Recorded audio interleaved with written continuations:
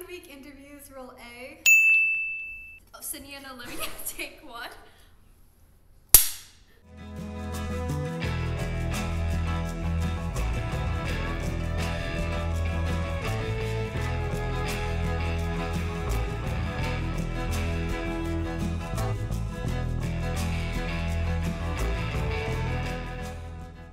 So there were a lot of challenges that came with filming on a train, but ultimately it was a lot easier to get people on set because everyone was in such a confined space, and if you were late to call time, there wasn't much of an excuse because you had nowhere to go.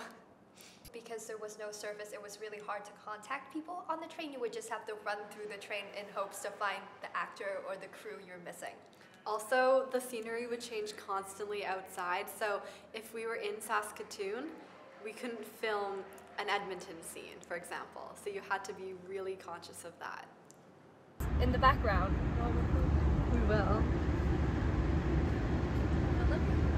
So the rehearsal process was super fun because the characters that we had to develop were really, really entertaining, and a lot of the actors brought a lot of crazy, fresh ideas to their character that I wouldn't have expected, and it just always kept it really exciting, and people just formed such close bonds during the rehearsal processes. We'd have 10-hour-long rehearsals, and by the end of it, we were all a little bit sick of each other, but also we made so many inside jokes.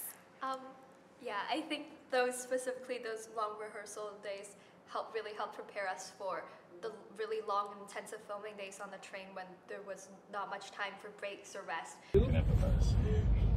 The most stressful part of the filming process was probably the constant adaptations that we had to make because, for example, if we didn't film an Edmonton scene soon enough, we'd have to film it at night now with the curtains down and make it seem like we are in Edmonton.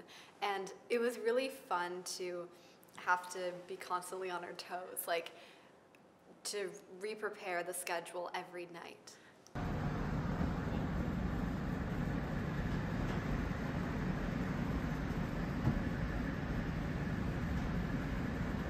I'm most excited for the audience to see the film as a whole and piece together little Easter eggs or nuances that were added throughout the buildup of the story, and to try to decode some of it and really just come along with Scout on his journey. Hello. I want to live at the Holiday Inn where somebody else makes the bed.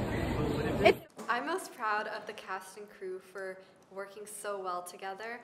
It can be hard to film in such a confined space for so long with people that you don't know very well, but thanks to the rehearsal process and all of the cast bonding that we did, we got along super well, and it was just a super fun time. And I'm really proud of how far the cast and crew have grown from the beginning.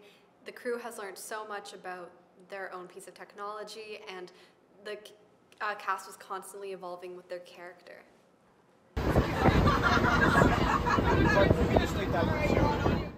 I would say from this experience I learned a lot about time management and how to organize such a large production. Specifically in my script supervisor role, I have never done this role before, and there's lots of little tricks and kind of skills and techniques that you have to learn to be able to do this job successfully and be able to manage such a wonderful cast and crew. Second week is premiering June 10th at Kitsilano Secondary School.